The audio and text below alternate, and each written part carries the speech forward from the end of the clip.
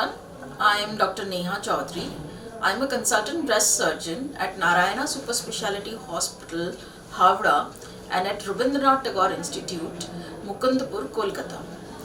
Today I will be telling this video especially for my patients, and I will be telling about what are the precautions and what is the care that they need to take after a surgery for breast.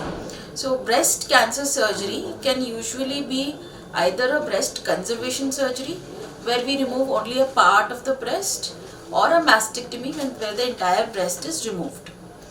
After a breast conservation surgery, we usually discharge the patient on day 2 or day 3 and send them home. And a lot of our patients have a lot of questions. They have various questions about when to take bath. The patient is discharged usually with a drain or a pipe with a box, and they are asked to take it home and take care of it. And they have a lot of questions regarding the drain. So I will go step by step. The first point is care of the wound. So what do you do with the stitch line, the drain area? What do we need to do? The most important thing is to always take a bath. When we send the patient home, we usually send them home without any dressing. We remove the dressing in the hospital and send them home. And at home, the patient is supposed to take a bath. Take a regular bath. You can use any medicated soap, you can use Bacto scrub, you can use Dettol. Even regular soap and water is okay as long as the water is clean. Once the patient has taken a bath, you can keep 2 towels.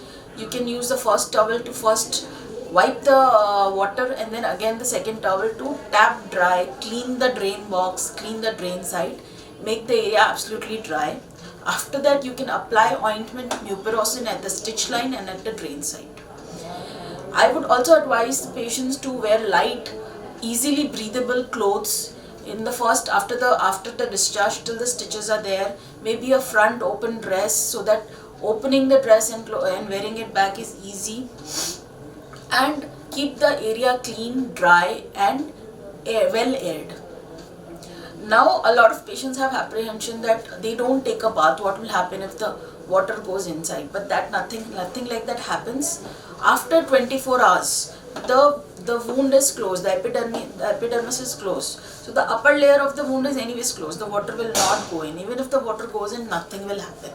The drain is a closed system, the drain box. Water cannot go inside that also. So you can put water on that also. Okay. Now the next step is care of the drain. So we usually send the patient home with a drain, and that drain has to be emptied every day and measured. So how do you empty it? There is a system to empty it. There is a lock. So the first thing is to close the lock. After you close the lock, then you open the drain, empty it into a cup or a disposable container. Take a syringe, a 10 ml or a 20 ml syringe, and measure the amount of fluid with the syringe and discard it. And then you have to maintain a chart. For whatever next 10-15 days, you have to write down a date, what is the amount of fluid in the last 24 hours, what is the color of the fluid, and you have to maintain that chart. So this chart is needed when you come back to me for drain removal or suture removal.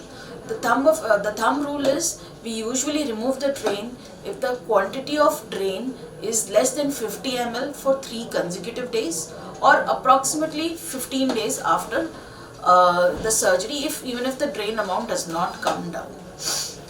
There's certain red alert points for drain. If the amount of drain is coming is very high, it is very high colored, as in it's like a thick frank blood, or if too much drain amount is coming, or if there is a swelling at the drain site, or if there is a swelling just under the wound or in the armpit, then don't panic, but you have to come and visit. There are some times when the drain gets blocked and there is leakage from the side of the drain, from the drain side. At that time, there is no need to panic, or even if the drain gets pulled out and the holes of the drain come out, there is no need to panic. Just put a few sterile gauze there, and the next working OPD day, come and meet me in the OPD. You have to take care that the drain doesn't get pulled. What you can do is you can buy a cotton bag, what we call as jhola, and put the drain in it and put the bag on your shoulder. That way your hands will be free, you can roam around, and there will be no pull at the drain side. That will keep you comfortable. Now coming to the third part, which is lymphedema care and arm care and physiotherapy. So after a breast cancer surgery, because we have targeted the axillary nodes. Axillary nodes are small glands in the armpits which need to be removed for any breast cancer surgery. We could have either done a sentinel node biopsy or a complete axillary clearance, depending on what is the involvement, whether there's an involvement of a node or not. Either way, you have to be very careful about one thing which is known as lymphedema. Lymphedema is when the arm starts swelling up. There is buildup or accumulation of fluid in the arm because that fluid is not able to return back to the body. Now, how do you detect it? There will be some heaviness in the arm. You will feel some uneasiness. You will see that there is some swelling in the entire arm compared to the opposite side. Then you can understand that there is a little bit of lymphedema happening.